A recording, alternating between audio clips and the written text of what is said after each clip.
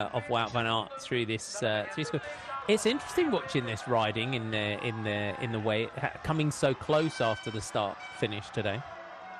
Yeah, this little BMX pump track area. Some people are absolutely brilliant on this, and they can really destroy somebody in here when you see Mathieu van der Poel ride it. But yeah, it's the same for everybody. It's just some people have better skills. Wout van Aert, the power through here for Wout van Aert and World Championships next weekend. That is it. I think we're expecting perhaps a vintage battle next weekend, but Michael Van Toren out. If he's recovered from that fever, you never know what he could do on a day as well. On a Worlds can always spring up a surprise. Oh yeah, Ilyasovich just goes a little bit sideways there, manages to save that one. Off and running though, that'll hand perhaps some more seconds here to Wout van Aert. That was a really lovely little move there by Wout van Aert. He was really looking for the grass on that little uphill, and then you can see the guys are also doing the same, taking a foot out and just kicking it around the corner so that you get into the rut and away again. He did it so smoothly you barely even noticed that he took his right foot out. But yeah, this course is obviously getting a tiny bit slipperier because of all the riders riding on it, and so the riders are just having to find some slight alterations in line. But Wout van Aert's just putting the power down now and has decided that he wants to go away and give himself a safe distance, and then he can just relax. It was the way he did it, though. If you look back, that as we said, the pits when he went through, that was one of the first moves that he made, and other riders pit it, and we've seen it today. Pitting strategy has been so important today in terms of not, I know sometimes it's not always possible to think, okay, I can't pit here because Wout van Aert's about to. You just don't know when anyone's going to go, do you? But the pits are really slow today. Directions. Again, it's a great ride by Cameron Mason here, coming up into 5th spot right now. He is. I'm pleased to see Pim Ronhaar. I know we're still only out here on lap 3. I'm pleased to see Pim Ronhaar at the front. I don't know if you would agree, but to me, Pim Ronhaar, after he won his World Under-23 titles, you just see Van der Haar and Bastains there just battling it out. Van der Haar getting that lower line. It was almost like Pim put so much pressure, and he's still only 21, but he put so much pressure on himself after his Worlds win that you could always see and you could sense the frustration that crept in on every mistake that he made. Yeah, I mean, sometimes it's so exciting to see different people at the front of the race anyway. So yeah, absolutely. And sometimes you can put too much pressure on yourself, and there's always, people call it the curse of the championship jersey, the world champs jersey in road racing, and it is probably pressure. It is related to the fact that there's a lot more tactics involved in road racing, so people chase you down more when you've got a stripy jersey. But even in cross, you can have that pressure that you apply to yourself because you want to perform well, because you're wearing the jersey of the best rider in the world, and other people see you as a bit of a target. But equally he's still young and he's still got plenty of time, and this is good to see him up here now in this race. I think he had a really good nationals as well, but he had a mechanical incident and ended up second, I think.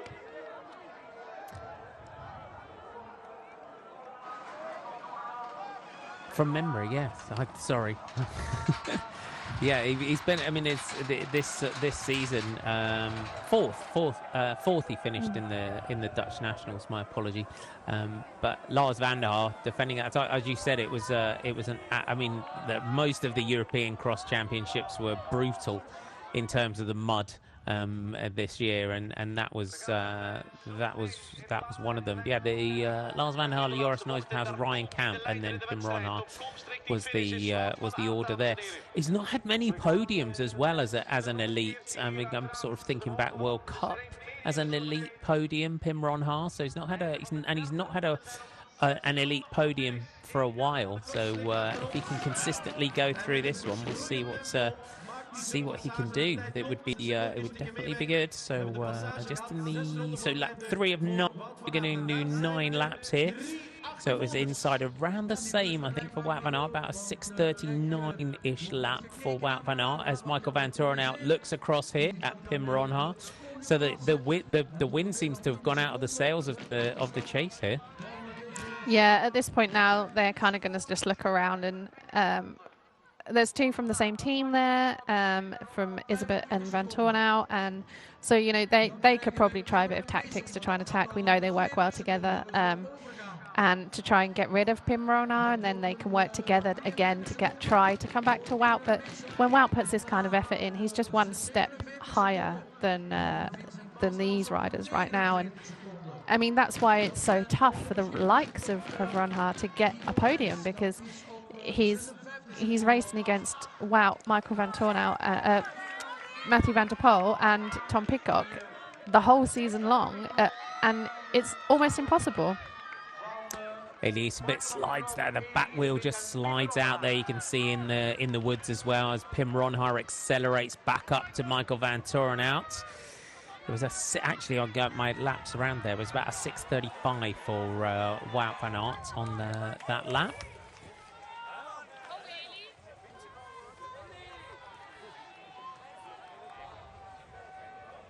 Temperatures today 3 to 4 degrees Celsius. It was at 1 to 4 degrees Celsius was the weather forecast today, and the water around the sort of pit area as well. You can see just kind of runs out of the pits. But Wout van Aert is on a charge here. A week out from the Worlds as well for Wout van Aert. It's about, again, as you said, getting your head out into the lead, and just being able to, would you say, put those finishing racing touches to the form ahead of Worlds?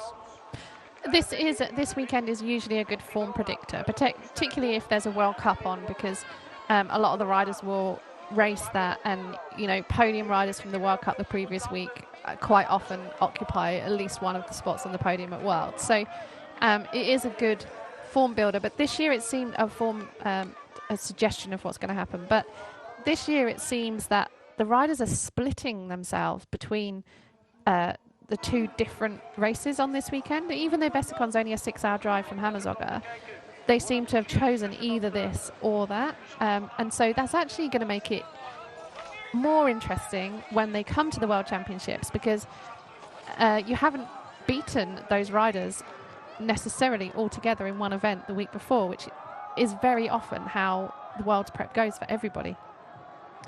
Yeah, it is good. I think it's good that we go in with that essence of suspense almost.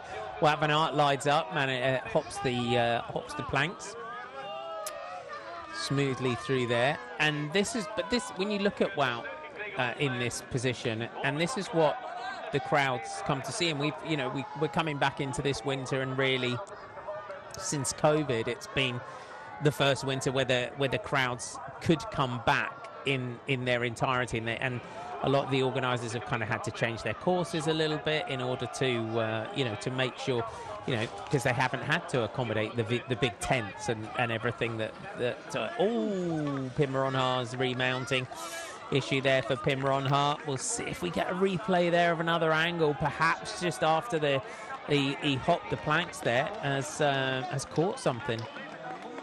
Yeah, maybe. He came down on that his right-hand side, because you can see the levers twisted. Maybe he overcooked it a bit on his landing after the barriers. That wasn't that far, and if you're carrying that much speed downhill barriers, it's like, if you're carrying that much speed, sometimes when you make a mistake, it just fires you really far into the air. When you crash at speed on a cross race, it doesn't seem in a situation like that, it wouldn't hurt as much as if you just fell immediately in front of the barrier. Isabet goes through, then Ronhaar, then Mason, then Van der Haar. Those are your order. Cameron Mason, and this is the sort of way he's ridden and carved out his career as well. Unfortunately didn't get the best of starts, the British champion, but you can already see Wout van Aert here coming around to lap a rider. Decides to get rid of the glasses. On the other side, Ronhaar is not far away now from the pits. He's going to need a bike change after that tumble. Wout van Aert's crowd favourite as he laps the rider. I'll just look back So you've got that rule as well, and it's quite a heavy course. But when Wout van Aert is charging through in the way that he is today, Pim Ronhaar, you can see that right-hand brake lever just kinked in as he follows Eli Iserbyt into the pits. Iserbyt is a little bit further on here than Wout van Aert, than Pim Ronhaar rather, in the pits. So the Baloise Trek Lions rider is back on the bike. Iserbyt off and running. Ronhaar, can he capitalise on that? No, decides to get off and run on the exits of the pits before they get to the steps. So can he keep in a podium position today? Iserbyt leading Lars van der Haar by 1 minute and 36 seconds in terms of the general classification. So at the moment, Helen, he's slid out again there. Eli Iserbyt at the moment, I say he's got a few seconds in hand over Lars van der Haar in the general classification. Yeah, he's got a decent time gap, and he's already got a time gap between him and van der Haar right now. So, and neither of the other two are a threat at all to him in the overall classification. But he was on good form last weekend in Benidorm, and he's a rider that really benefits from the morale of going well. And for him, that would have been a minor victory anyway to get third in that World Cup. So, and he said in his interview before that he was incredibly happy with that result. So for him, if he can keep his morale high by getting a good result again today, then it will take him into the World Championships. And he is the kind of rider that needs that, really. There are some riders that can turn themselves around even after they have a bad result, and just perform well the next day or the next week. But he's the kind of rider that really needs to believe in himself, and his results give him his belief. And it was interestingly, it was the first World Cup podium that he'd stood on with Wout van Aert and Mathieu van der Poel. Really? Yeah. I mean, yeah, that just shows that there's usually another rider. Iserbyt's a really good rider at following wheels and then making an effort or tactically working with his teammates. He's not like an out-and-out, I'm going to go to the front and just smash this race kind of rider. So that's, probably why you haven't seen him as much on the podium with the other two riders. But, yeah, that's actually quite an interesting stat. Cameron Mason goes through at 102, Lars van der Haar at 104. So Mason is 17 seconds down on this group. So Baloise Trek Lions with Pim Ronhaar, Pau Salzburg with both Michael van Toorn in the European champions white jersey, and his teammate Eli Iserbyt behind him. You would again, as you said, Helen, he's sort of doggedly determined, Eli Iserbyt, and the injury problems he's had this season. He was almost ready. He was almost ready to call it a day for the season, and until he got that perhaps as well that surprise victory in Basel where Tom Pidcock crashed on the descent. Yeah, but you have to be in that position to take that victory when someone else crashes. So he was in second, and cross, though you make your own luck a lot of the time. And if you, someone in front of you might make a line choice that they've made every lap, and it just doesn't work that time because something's changed between the last time you did it. And sometimes you make, there have been terrible pit changes by Van Toorn's mechanics today. I'm not sure what's going on there, but there's been a lot of incidents in the pit between Michael van Toorn's mechanics and Laurens Sweeck's mechanics over the national champs and Christmas period. But maybe he's changed his mechanics or something, and they're just not quite up to scratch, and that's why they're making mistakes. But yeah, we're going to watch it again. I think somebody took his bike too early, I'd say.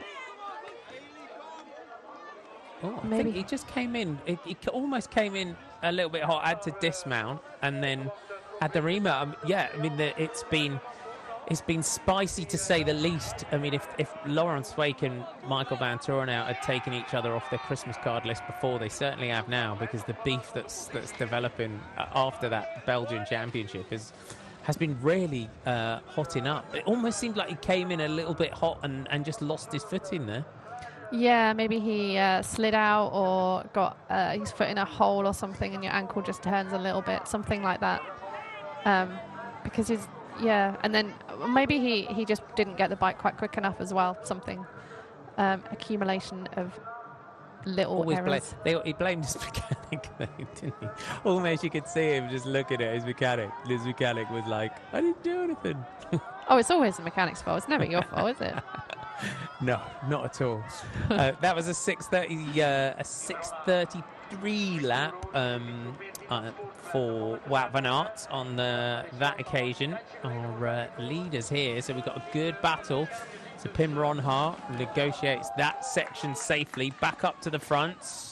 Wout van Aert.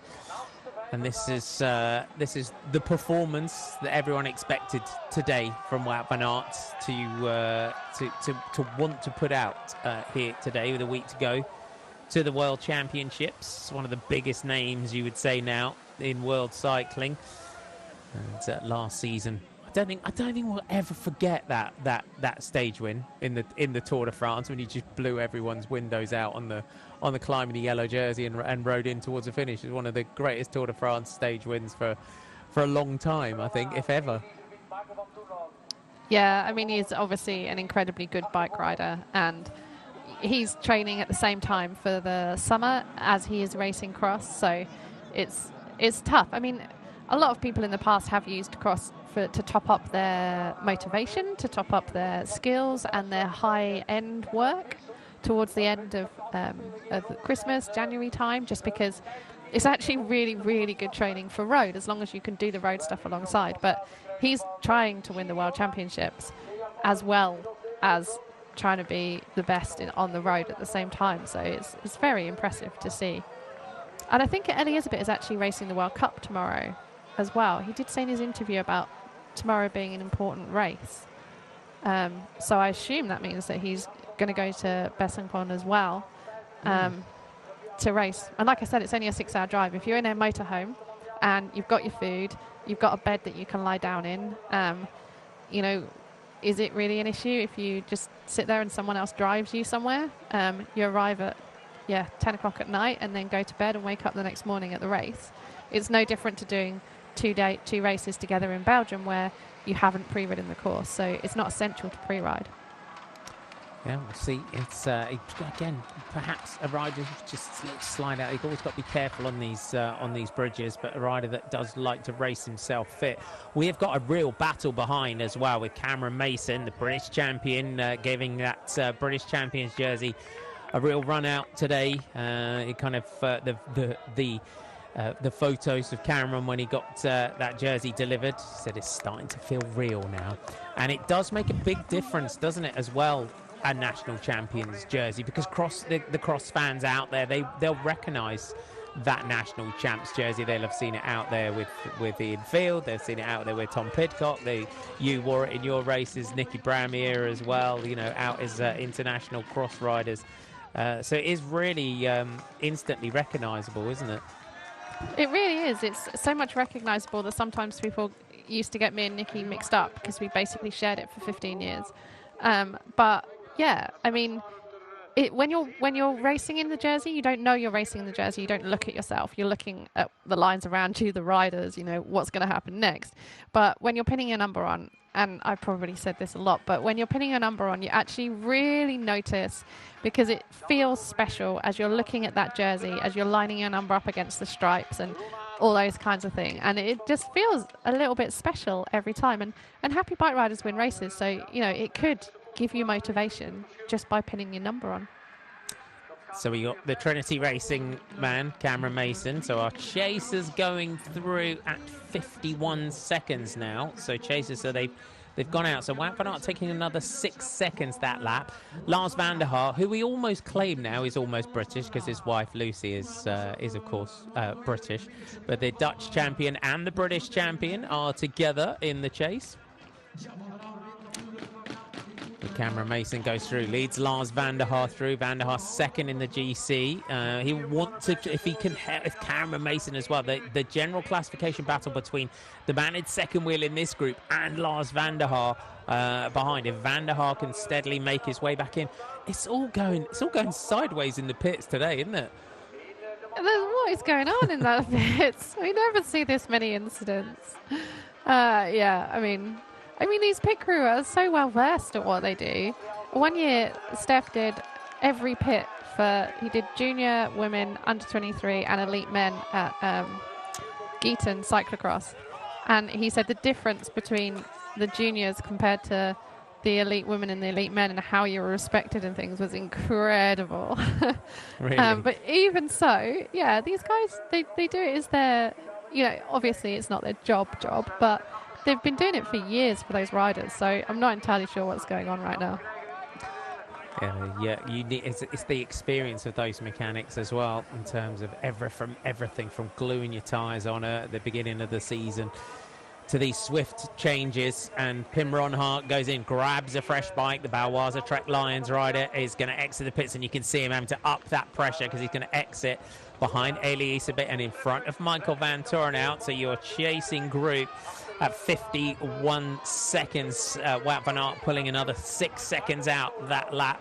And Ron Hart, this is the position, if you're with, as it's shown us throughout the season, for Ron Hart, you want to just park yourself in between these two riders if you want second spot today. You don't want the little subtle team tactics that Isabit and Van Toren out adopt from time to time to start to play out for you. Yeah, we've seen that a lot, particularly really good to see, and particularly so late into the race when, your brain's starved of oxygen and you start to make silly choices. Yeah, he's still doing brilliantly at this point. It'd be great to see him second. Yeah, Pim's a good championship rider as well. We know that from his under-23 title. And he always, like Isabit almost as well, he's a rider that rides on kind of true grit and passion as well, it seems, Pim Ronhart. Yeah, and the problem that they'll have, that him and Lars van der Haar will have, is the Belgian contingent work incredibly well together. So they actually, if a Belgian wins the World Championships, they all get the same bonus from the federation. So it's worth working for a rider, even if you hate each other all the rest of the races all year round. If you believe, as Wout is so much stronger than the others, and I think he's very much liked by the Belgians as well, which also helps. It's not like you have two camps, whereas in the Sven-Nys, but 1 and 0, there was two camps and people were divided. Now I think it's very much, Wout's a nice guy, so he's the best. He is better than us. He's proven it week in, week out. Let's work for him. And if he wins, we get a bonus, which is a really good bonus. So I think that they will work for him. And as we know, Isabit and Van Toren are very good at working for each other. So if they apply that to Wout, then they will take the other riders out of the race. They wouldn't out of the race for contention. They will do things to allow Wout to get away. And then it would probably be a one-on-one battle with Wout and Van der Poel. Lars van der Haar's doing a great chase here in terms of his general classification, because Pim Ronhart just a little left foot correction there, just hangs that left foot out after the hops. Lars van der Haar's doing a great ride, I think, today, but Pim Ronhart starting to attack at the front of this chasing group. Yeah, he's been really strong, isn't he? To be able to just get out of the saddle and apply the pressure after that moment, it's really, really good. That must have been what happened last time. He started to slide a bit and wasn't able to correct it, and that's how he crashed and bent that lever. But yeah, to feel so strong at this point in the race is really exciting to see, and hopefully he can try and gap one of them and get a podium that he deserves, really, from the way he's riding right now. Yeah, he's had one win. He started his season really well and had a win in Mechelen, his first race of the season. He had as well under 23. He's been riding the under 23 World Cups this winter. He had a second in Mass Mechelen there as well, but not an elite podium at this season for Pim Ronhart. He was fourth, as we said earlier on, in the national championships. He was fifth in Koppenberg as well. So he's been knocking on the door of the podiums. He was fourth in Bergen as well. So I think if he can come away with this with a podium, I think that'll be a huge boost for Pim Ronha at the end of this one. But we are getting treated to an absolute masterclass yet again from Wout van Aert at the front. But I think Lars is knowing what Lars is like in the sort of, again, dogged determination that he's got. He's going to take confidence from seeing this group and series leader Eli Iserbyt just ahead of him. Cameron Mason, though, he's doing a fabulous ride here as well. Just sort of riding here in sort of sixth spot. Yeah, Van der Haar is definitely coming back to him. He must have just found the second wind and he's just going for it now. And yeah, I think he could, the way he's riding right now, he could easily get onto the back of this group.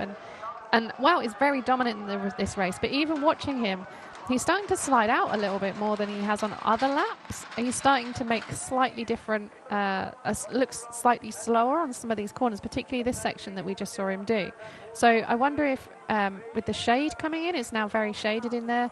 It's starting to get moist again, and that's starting to make him slide. I wonder if he changed tyres or pressures and he to a less aggressive tread maybe on one of the changes, and because he doesn't seem to be, he's very relaxed, he's very controlled, but the bike doesn't seem to be doing what he would be doing normally when he is this controlled in a race. Yeah, because as the temperature changed, the course, and again, everyone going through, the course just evolves as the afternoon goes on. 33 riders in the elite men's race today. Eli Iserbyt just off the back of that group. It might just, as he starts to just dangle off the back of that group, might just act as a carrot as well for Lars van der Haar, who's chasing down. It was 51 seconds when we came round at the end of the previous lap to our chasers. We'll see how things are, but Iserbyt just used again nicely, strung that section together really well there, Iserbyt, to just get himself back onto the group before they started the road. There's lots and lots of little corners in these sections, and as you're smaller, you have a lower centre of gravity, and it's much easier for you to get around those corners quickly and tight to the corner, rather than the two other riders in that group are Michael van Toorn and Pim Ronhaar are much taller, and so their centre of gravity is different and it's not quite so smooth, but Iserbyt knows that and he's using that to his advantage. But Lars van der Haar is definitely got closer now at just 8 seconds. Yeah, just 8 seconds down there for Lars van der Haar. Cameron Mason just came into sight just behind them. Iserbyt at the front though of this group. He does not, you could almost sense here, Helen, that he doesn't want van der Haar to get back on. Yeah, definitely. None of these guys want van der Haar to get back on because he's an incredible sprinter. And, you know, if he gets there before them, it's quite a fast finish now because of the different direction. So he's going to win a sprint, I'd imagine, at this point. 2 laps to go this time. You can see the counter just above the start-finish line for the riders. As we're just going back, getting a little shot of the finish here.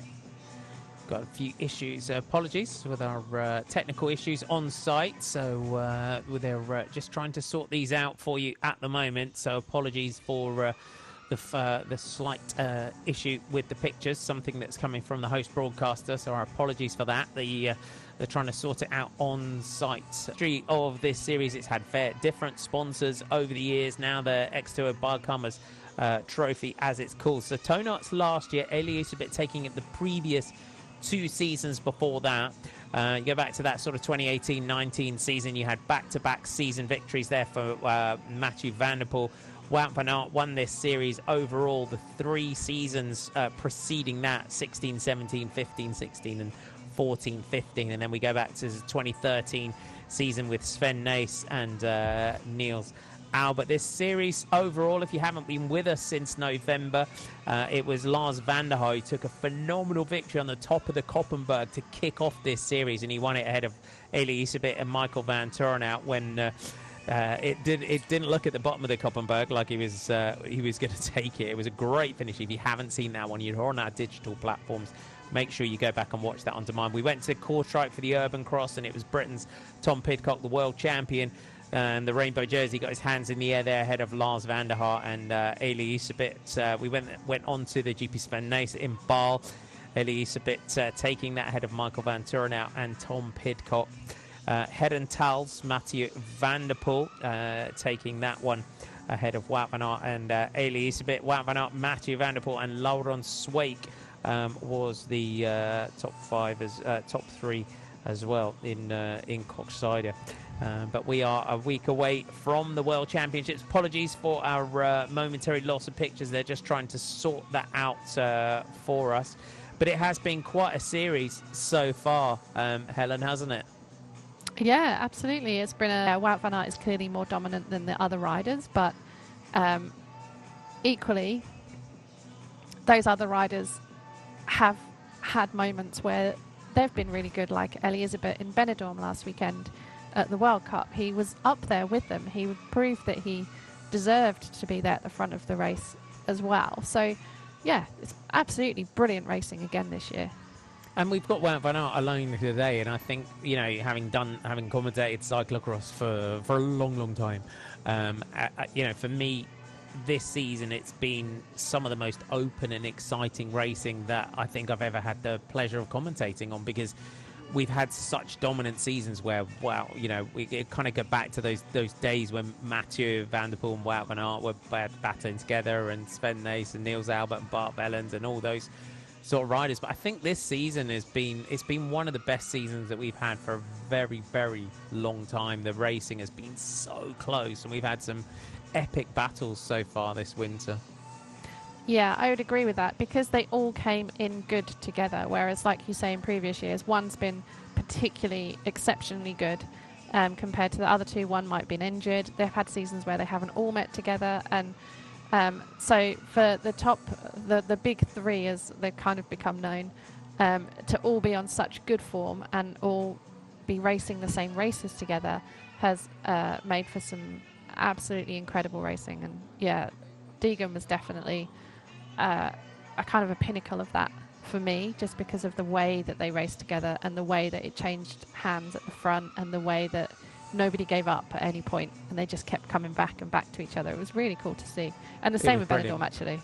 Yeah, we had fun that night. That was a good one. And Benidorm last week, yeah, it was a great race. My apologies for the momentary loss of pictures. This is something that is out of our control at the moment. This is a host broadcast issue, not ours.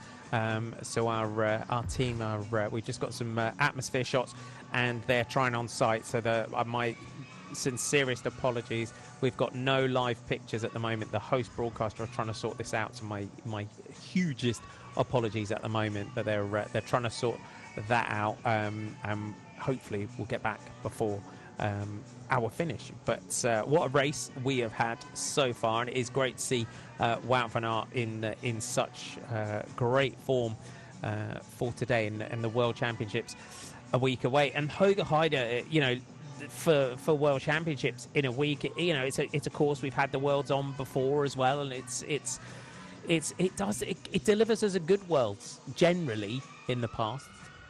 Hoge Heide is a brilliant World Championships. You could have absolutely anything could happen at that race. We've had amazing mud. 2014 was epic mud. Deep ruts, loads of slip slides. Both the men and the women's race were very exciting with that finish between Stuybar and Sven Nys. And before that, there have been frozen. I think it was 2009-ish. There was a frozen World Championships in Hoge Heide, and that was super fast racing and lots of crashes and sprints at the finish. And so, yeah, I mean, Hoge Heide is a great course, and it's very dependent on the weather conditions. So we really have to watch what it's going to do this week.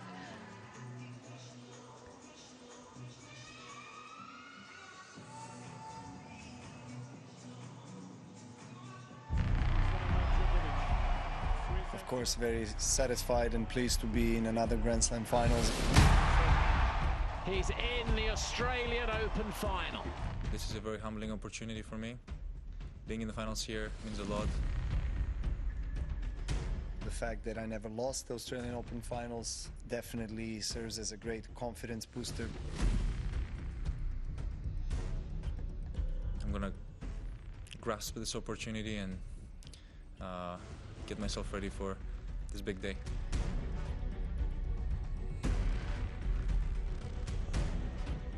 I'm going to play against Tsitsipas, who is in a great shape, great form, has been playing some of his best tennis, and I'm sure that he's going to be very motivated to win his first Grand Slam title.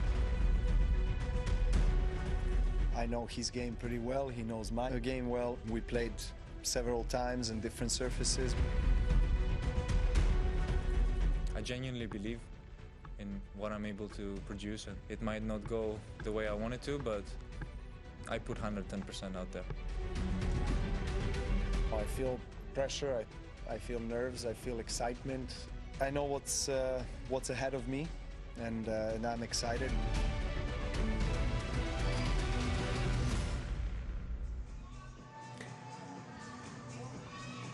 Don't miss the final of the Australian Open if you want to watch that. If you don't want to know what happened, we're still waiting for our live pictures to come back. My apologies. They're trying to sort that out. If you don't want to know what happened at the elite women's race, we're going to give you a little look back at that now. So if you want to, you may want to mute or look away momentarily. But our team here telling me that we're going to have some highlights of the elite women's race. So if you don't want to know what happened there.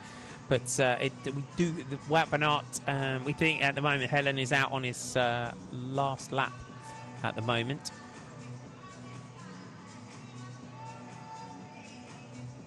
Yeah, he's out on his last lap at the minute, and Elizabeth is in second with 6 seconds over Pimrona, and Van Tuynhout are together. So we're just getting some updates out there at the moment. So heading in towards the finish. Let's have a look back at the elite women's race while they try and get our pictures back. And it was a great start on the left there from the junior, Laura Mollengrath. Remember that name. You'll be seeing her next week, looking to try and follow in the wheel tracks of Zoe Vaxted and take the junior world title. Fem van Empel early on. Lucinda Brand at this point, Helen, it was a great start by the Baloise Trek Lions rider. Fem van Empel in second spot. But yeah. When she went.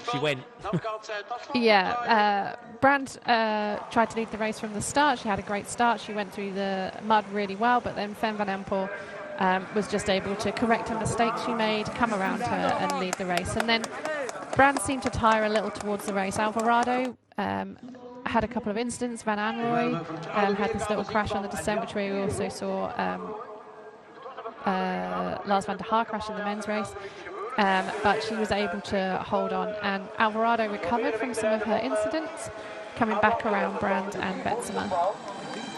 I think Alvarado's got to take a massive boost after today as well, given the performance that she has. But it is going to be difficult to look beyond Fem van Empel and Puk Pietersen in the World Championships next week, isn't it? I mean, you know, the progress that she made last summer into this winter has been something to behold. And Shirin van Anrooy as well for the under-23 rainbow jersey next week has got to go in as the sort of big favourite into that as well.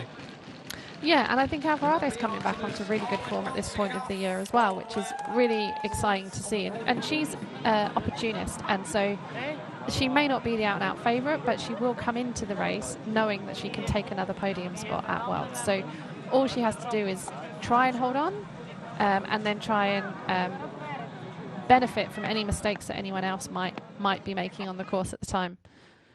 And she comes good towards the end of the race as well. We are going live, and there you have it, right on the line.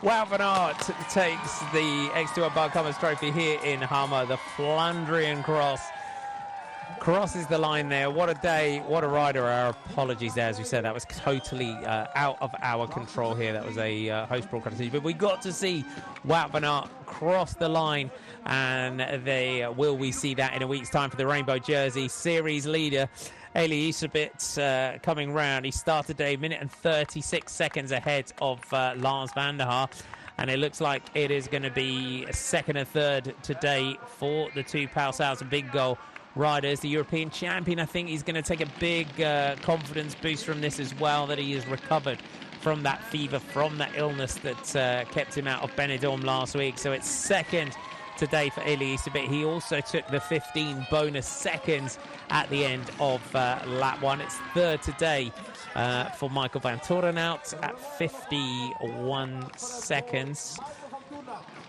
And then Pim Ronhaar, I think it's a fourth place, misses out on the podium, but I think Pim's got to be happy with this ride today. Yeah, definitely. I think what we missed was the teamwork. So from the live feed from Sporza, we were able to get that Elizabeth made an attack at some point, and Michael van Torenhout let Pim Ronhaar just ride to try and bring him back, and then he chipped around him and attacked him. So there was tactics involved for sure, but yeah, Ronhaar did a really, really great ride, and he can be really excited about where he is in that kind of field, and with more practice next season, more strength, then yeah, it'll be even better. Lars van Haar finishes 5th at 1:31. The day belongs to Wout van Aert from Elisabeth and Michael van Torenhout, as Cameron Mason comes home for 6th. 6th spot for the British champion, so the Scotsman comes in that. That's a good first run out, I think, for British champions jersey for Cameron Mason. That's a brilliant ride by Cameron Mason there, and you know, in previous years that would have been one of the best results from a British male rider in the season, and now because we have Tom Pidcock and Thomas Main has had some great results as well, and Cameron Mason himself has put out some fantastic rides, that now that's a really good result. But it's like, oh well, they're good at it anyway, they should get results like that. Yeah, I think he's, and again, really making a name for himself in the hotbed of cyclocross. Vincent Bastain's next out on the course. Started well today, did Vincent? Yeah, he had a really great start. I love the colour of his kit. I think it's absolutely beautiful. I'd like that kit. It's a good-looking kit, isn't it? It's definitely a good-looking kit. If you followed us earlier on in the season or for the USCX series as well, you would have seen Vincent over there dominating those races again, and he's going to come through for 7th today for the Belgian. High fives the crowd coming home.